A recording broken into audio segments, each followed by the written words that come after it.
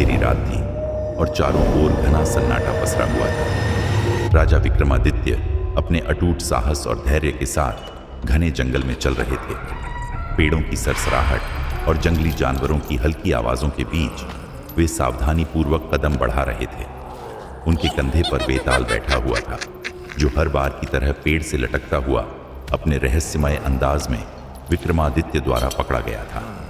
राजा विक्रम ने अपने मजबूत हाथों से वेताल को कंधे पर उठाया और निर्भयता से अपने कदमों को जंगल के उस ओर बढ़ाया जहां उन्हें जाना था।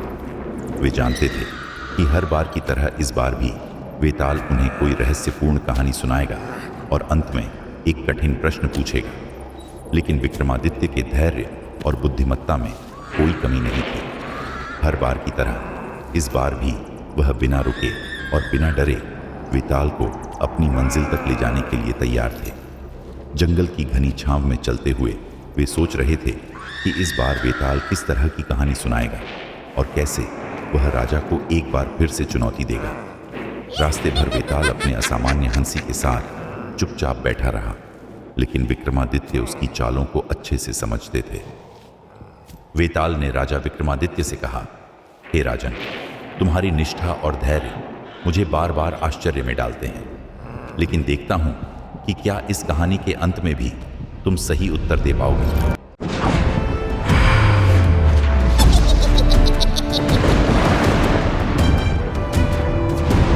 बहुत समय पहले एक राज्य में एक राजा और रानी का प्रेम अमर माना जाता था। राजा अपनी रानी से अत्यधिक प्रेम करता था और रानी भी अपने पति के प्रति निष्ठावान और समर्पित थी। दोनों का जीवन प्रेम, सुख और शांति से भरा हुआ था और उनकी प्रजा भी उनके न्याय और धर्मप्रियता के कारण सुखी और संतुष्ट थी। उनका यह प्रेम और समर्पण सभी के लिए एक मिसाल बन चुका था। फिर एक दिन अचानक रानी की तबीयत बिगड़ गई। तमाम उपचार के बाद भी उसकी स्थिति नहीं सुधरी और अंततः रानी का निधन हो गया। रानी की मृत्यु से राजा का हृदय टूट गया और वह गहरे शोक में डूब गया। वह अपनी प्रिय रानी के बिना जीवन बिताने की कल्पना भी नहीं कर सकता था। हालांकि उसने अपना सारा ध्यान राज्य के कार्यों में लगा दिया, लेकिन रानी के बिना उसका मन सदा उदास और अकेला रहता था। कुछ समय बाद एक दिन एक तपस्वी उस राज्य में आए। राजा ने उनका सत्कार किया और अपनी पीड़ा उनके सामने प्रकट की। तपस्वी ने राजा की भक्ति और प्रेम को देखकर उसे आशीर्वाद दिया और कहा, राजन, यदि तुम्हारा प्रेम सच्चा और निष्ठा अडिग है तो तुम्हें रानी से पुनः मिलने का अवसर प्राप्त हो सकता है, लेकिन इसके लिए तुम्हें एक कठिन तपस्या करनी होगी। राजा ने तपस्वी का आशीर्वाद लिया और अपनी प्रेयसी के प्रेम में तपस्या करने का संकल्प किया। उसने कठिन तपस्या आरंभ की और दिन रात ईश्वर की उपासना में लीन हो गया। कई वर्षों तक उसने तपस्या की और अंततः ईश्वर प्रसन्न होकर उसके सामने प्रकट हुए। ईश्वर ने कहा, राजन, तुम्हारा प्रेम और तपस्या सच में अद्वितीय है। मैं तुम्हारी इच्छा पूरी कर सकता हूं, लेकिन एक शर्त है। यदि तुम रानी को पुनः प्राप्त करना चाहते हो तो तुम्हें अपने राज्य और प्रजा का त्याग करना होगा। राजा धर्म संकट में पड़ गया। एक ओर उसका सच्चा प्रेम था और दूसरी ओर उसके राज्य और प्रजा का कर्तव्य। वह समझ नहीं पा रहा था कि क्या करे। उसने अपने हृदय की गहराई में जाकर विचार किया और अंत में यह निर्णय लिया कि उसके कर्तव्य के सामने उसका व्यक्तिगत प्रेम गौण है। राजा ने ईश्वर से कहा, हे प्रभु, यदि मेरी प्रजा का कल्याण और धर्म का पालन ही मेरा सच्चा कर्तव्य है तो मैं रानी से पुनर्मिलन का त्याग करता हूं। मैं अपने राज्य और प्रजा की सेवा में ही अपना जीवन समर्पित करूंगा। राजा के इस त्याग और धर्मप्रियता को देखकर ईश्वर प्रसन्न हुए और उसे आशीर्वाद दिया। उन्होंने कहा, तुम्हारे इस त्याग के कारण अगले जन्म में तुम्हें रानी के साथ पुनः मिलन का सौभाग्य प्राप्त होगा। तुम दोनों का प्रेम सदा अमर रहेगा और तुम्हारे इस त्याग को सदा याद किया जाएगा। कहानी समाप्त करने के बाद वेताल ने राजा विक्रमादित्य से पूछा, हे राजन, अब तुम ही बताओ, क्या राजा का निर्णय सही था?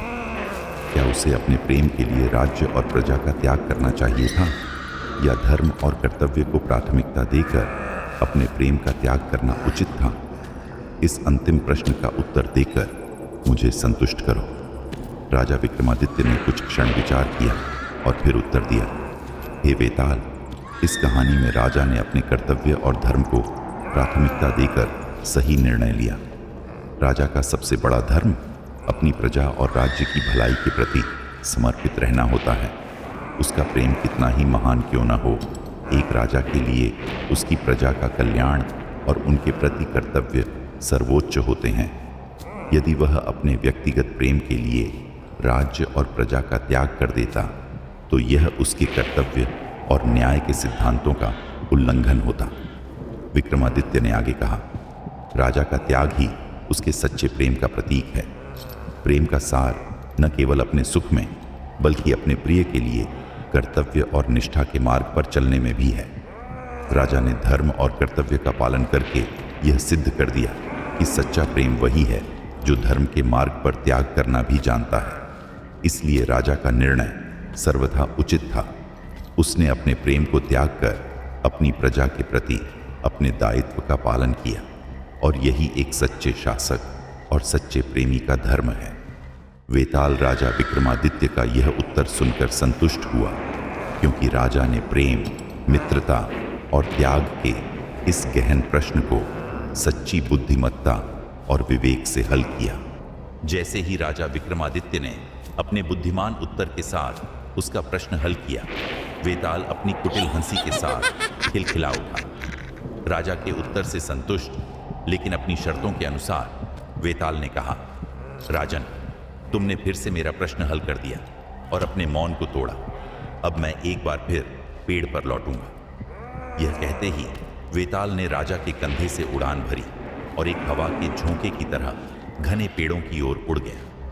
विक्रमादित्य ने गहरी सांस ली, लेकिन उनकी आंखों में कोई निराशा नहीं थी। वे जानते थे कि यह उनकी परीक्षा का एक और हिस्सा था और उन्हें वेताल को फिर से पकड़ना होगा। बिना समय गंवाए उन्होंने अपने कदम उसी पेड़ की ओर बढ़ा दिए जहां से उन्होंने वेताल को पकड़ा था।